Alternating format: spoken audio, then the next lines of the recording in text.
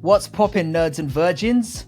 Welcome to hell, motherfucker! Now, all of us have had a moment in this sport, whether it was taking a shine to a certain fighter for what they do in the cage or on the mic, while Big Nog was petting it. He thought it was a horse. This really happened. maybe it was a viral knockout or finish, or perhaps a fighter or personality that completely mugged off another. Otario, Otario! You know what that means? Pussy. That converted us from being simpy, casual observers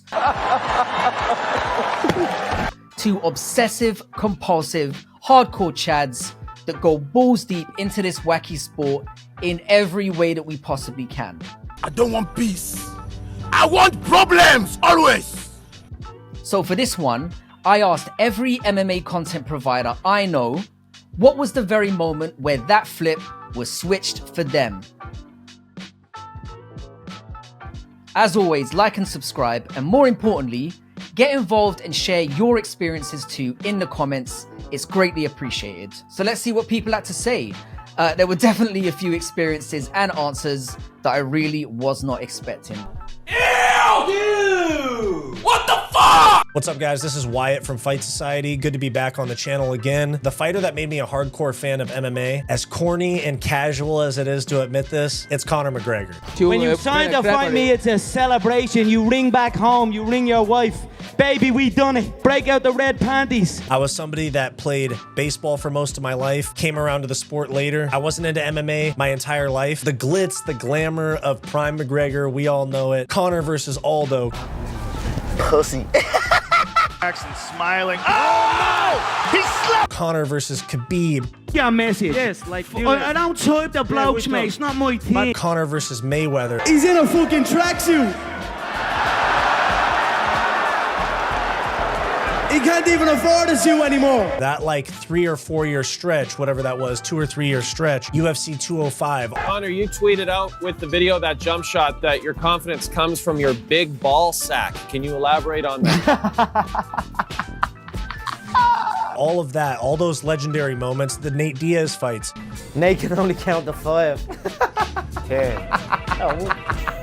Prime McGregor is what made me a hardcore UFC fan. So as much as that's casual to admit. 40 years old carrying a skill bag. The man doesn't even fucking live. It is the truth. Conor McGregor is who made me a hardcore fan. You ever watch a fighter and instantly know there's something special? Well, that's how it was for me with Khamzat Chimaev. An exciting fighter, an exciting debut. Michael, you go. When he burst onto the scene, he took the UFC by storm. His insane pace, 2 wins in 10 days, a 17-second one-punch KO of Gerald Meerschaert. He landed 254 strikes while absorbing 2 strikes in 4 fights, guys. I wasn't just a casual fan anymore. Watching Khamzat steamroll his opponents, I started diving deeper into the sport. Khamzat's kill everybody mentality had me hooked. It wasn't just about the wins, it was the way he fought with zero fear, calling out the entire division. I want to fight next week. Doesn't matter when. Is that today, tomorrow? Is one that more fight? I'm so hungry. The energy, it pulled me deeper into the world of MMA. Now I'm a hardcore fan, following every fight card, learning the techniques, and honestly, it all started with Khamzat. The fighter that turned me into a hardcore fan was definitely Nick Diaz. I had kind of been watching the sport a little bit, but when I saw Nick Diaz, his attitude, the swag, the way he fought, the pressure boxing, the cardio, the jiu-jitsu, this guy just drew me in. And in particular, the fight when he took on Paul Daly. Not only was that one of the greatest, if not the greatest, one-round fight of all time, but you had Gus Johnson in the commentary booth. I mean, I wish we could get him back in the booth. The way that, you know, he was commentating the fight, he does a lot of football, the vibe, the arena, everyone was going crazy. That's the guy that drew me in. All right, boys, so without a doubt, Nick Diaz is the fighter that got me into MMA, got me way deeper into the sport. We share similar traumas. And if I hear myself talk something stupid and I'm really pissed off, depressed, and been out of shape about it, I might throw a really serious fit for no fucking reason. I feel like I came from a similar upbringing as Nick and Nate Diaz. I live not too far from Stockton, California. I've always grown up around this area in the Bay. So yeah, I mean, he's just one of the realest motherfuckers that you're ever gonna see in this game. He got done dirty by the UFC. I am shocked. Shocked.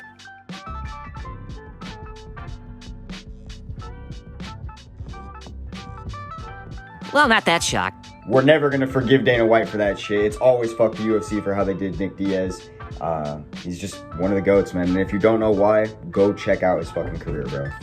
The fighter that made me a hardcore fan was a guy by the name of Leon Rocky Edwards. Yes, Mumble Mouth. Edwards Scissorhands was the guy who made me a devout UFC fan and then eventually MMA fan as a whole. But why? Because of that one head kick he delivered to Kamaru Usman. But when I saw that result, Leon Edwards knocks out Kamaru Usman with a head kick in the closing minutes of round 5, my mind was fucking blown.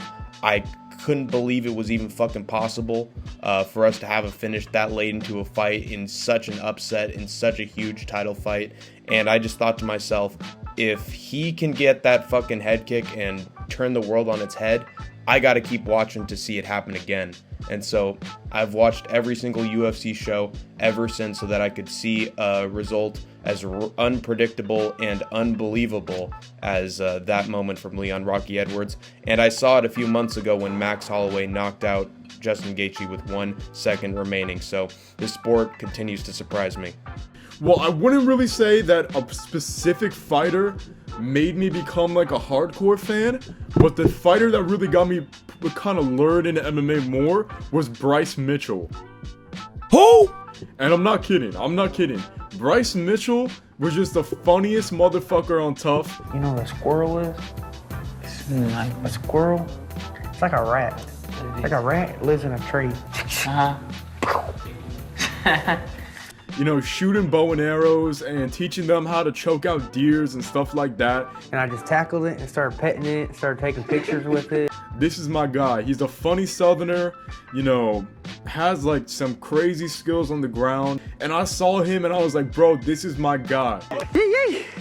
Live action. And I really liked Bryce Mitchell. I got very invested in his career and I still am very invested in his career. Honestly, I think what really put it in for me was his crazy rap skills, bro. Now it's called the Simmons. I done switched up like my women's. Ooh, bars. His rap skills were crazy and his fight skills are pretty good too. But yes, it's Bryce Mitchell for sure. Fair enough. What's going on, guys? Lyoto Machida is the guy that got me into the sport. I was around 12, maybe 13 years old, and I was just clicking through the TV one day. I was bored, and I stumbled upon my first UFC fight ever, which was none other than Lyoto Machida versus Ramo Thierry Sokoju. I always forget how to pronounce that guy's name. And immediately I was hooked. But I will say that the fighter that truly made me a hardcore fan was Frank Mir, because I got into the sport right before UFC 100 happened, and obviously the UFC was promoting this event like crazy, and immediately I fell in love with Frank Mir's fighting style, his jiu-jitsu. I also fell in love with his ability to articulate fights and just like explain his own thoughts. So he made a mistake of draping the arm over, so when he went for the choke, I came up on top and I hit the Kimura. He tried to re-roll me, but if you re-roll somebody on top, you still got to get control of the leg. So yeah, Frank Mir, to me, will always be on my gold standard of favorite fighters. He is definitely on my Mount Rushmore in terms of my favorite fighters of all time. Thanks again to Frankie for letting me be on his channel. Have a great day. Alright, we're going to record this again because I went over 60 seconds last time. I was going to say Frankie Edgar, but it's not fucking Frankie Edgar, it's fucking Stipe Miocic. Stipe Miocic is what made me a good fan in the fucking sport, yeah? Because there was that one time that Stipe Miocic was getting beaten the fuck up by Daniel Cormier, yeah? And Stipe was just like, nah, blood. Nah, blood. And then he was like, whoosh, whoosh, whoosh, and fucking punched him in his fat little belly, yeah? I'm speaking like I'm a fucking auctioneer right now, yeah? But, then there was also that one time, yeah, where everyone was saying that Francis Ngannou was going to murder Stipe Miocic, yeah, because Francis Ngannou punches hard. And Stipe was just like, and then he survived all of the punches, yeah. And then he absolutely wrestled him to a boring decision, yeah. That was one of the most beautiful moments in the sport for me.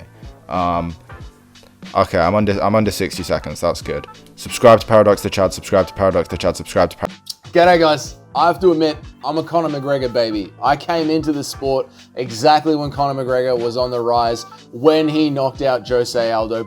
Smiling. Oh no! He slapped. But the first fighter that I truly started to be a fan of after that Conor McGregor era, or in that Conor McGregor era, was Michael Bisping. Look at the state of you. You're a fucking idiot. This was way before I understood the amount of skill that went into MMA. And I just enjoyed the characters of the sport, and no one could talk shit better than Michael Bisping. What do you know that I don't know? Those, a lot of things. Fucking lizard. He was drinking beers. Kind of 2-1 really. Question for as a champion, like getting into verbal warfare as a champion. It will be a short-lived destiny, I promise you. You just can't let it go, can you? You just can't let it go. How those lemons taste? But also then he was testing himself on the commentary desk as well. I love you, mate! I love you, mate! Let's fight right now! I'm a caveman! So I was just getting a lot of that Michael Bisping personality. And watching Michael Bisping win the belt was one of the first public pay-per-views that I had gone to at a bar. And I remember sitting there with my mates looking at that smug grin from Luke Rockhold and just wishing that Bisping would sleep him. And eventually he did. It was amazing. But I fell in love with Michael Bisping ever since then. And it's been such a weird journey watching him go from champion to one of the worst commentators that we have to a fairly enjoyable YouTuber on the side. But to me, it would absolutely go. Conor McGregor got me into the sport. Michael Bisping had me fall in love with the sport. And then Cowboy Cerrone and Anthony Pettis, as I started to go back and watch fights early on in my fandom, Anthony Pettis and Donald Cerrone fell into that as well. So that was sort of like my core starting off favorite fighters that helped me get really, really into MMA. Right, boys, brutally honest here with Key. Mine is BJ Penn. The fight that got me into the UFC, made me an hardcore fan, is the fight versus Joe Stevens. He came out, he dropped him in the first round, he split him open with elbows, he absolutely destroyed him. It was one of the bloodiest UFC fights that you've ever seen. It was an absolutely legendary fight. UFC 80. Fuck off. UFC 80. He ended up finishing the fight by rear naked choke. BJ Penn is one of those fighters that he'll go up to. He's fought at open weight, he's fought Machida, he's fought at every weight deal. You know, he's one of those guys that just he likes to fight. Punch again, punch again. Stop! Keep on.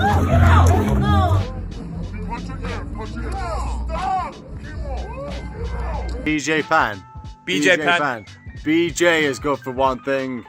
BJ. Right, no, yeah, Chuck Liddell for me. Chuck Liddell's got me into it massively, weirdly with some of his losses, like with the Rampage stuff and everything like that, but all through Ultimate Fighter. Like I say, the Tough House back in the day was mint. Quality. Shit now, proper shit, but back then it was amazing. Rashad Evans, Rampage, ripping doors off, everything like that. But the actual fight, what brings back more memories to me, was another contender who was on The Ultimate Fighter, who was Forrest Griffin, and it was Forrest Griffin versus Anderson Silva fight, where Forrest Griffin come in, and Anderson Silva, and he just stopped him in his tracks. That was one of the most insane, iconic knockouts I've ever seen in my life. Hey man, hook a brother up with some old school. Oh yeah, all right, word. Okay, what you looking for? Really, it's two people that really kind of got me stuck, and I really wanted to see everything that they did. And it's Uriah Faber, which I will always have an affinity for. I mean, he was huge for the little guys during that time. Also, Miguel Angel Torres. That dude, during that time frame, he was kind of unbeatable. And he was ahead of his time as far as like the way that he mashed up different disciplines and wasn't necessarily a clear path to victory when you fought him, at least in those days. And he had a crazy win streak during that time. And I think that's what made it more real to me, to see these unassuming people. Oh my God, I got a question. I'm not talking to you, brother. You are beautiful. Do you got a number? What's up, bro? Who weren't like massive human beings and super mean or anything like that. Just go out there and, you know, apply the things that they knew and get good results. Like it made me stick and keep watching the sport. Can we get a round of applause in the chat for any short kings? Let's go. First fight I ever saw was Nunes sending Cyborg into another timeline. Fast forward to 2019, I'm casually watching in between. I remember watching this man lean against the cage thinking, why are they looking like that? Old boy doesn't look worried enough. I'm worried. He don't look worried enough. Yeah, fastest knockout in UFC history. It wasn't the moment that made me a fan. It's just the moment I was more intrigued to look into a fighter's story. So I jumped into his fight catalog and just kind of witnessed this roller coaster journey of a fight career. Fucking Darren Till knockout at home in London. That was insane. After being out for a year and coming back from a 2-fight slump and knocking this man's lights out at home, that was amazing, and I wanted to see more of that from other fighters.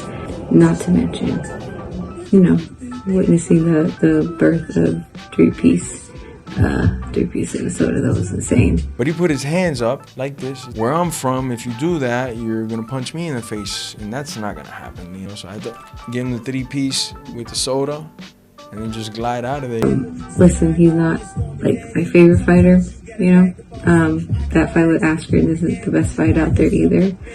It's just the reason I was excited for fights, and took me from casually watching with Jax to watching on my own because I wanted to, watching fights on slow-mo. Yeah, fucking Jorge 3-piece Minnesota Masvidal made me a fan. Get involved and share your experiences too in the comments. It's greatly appreciated.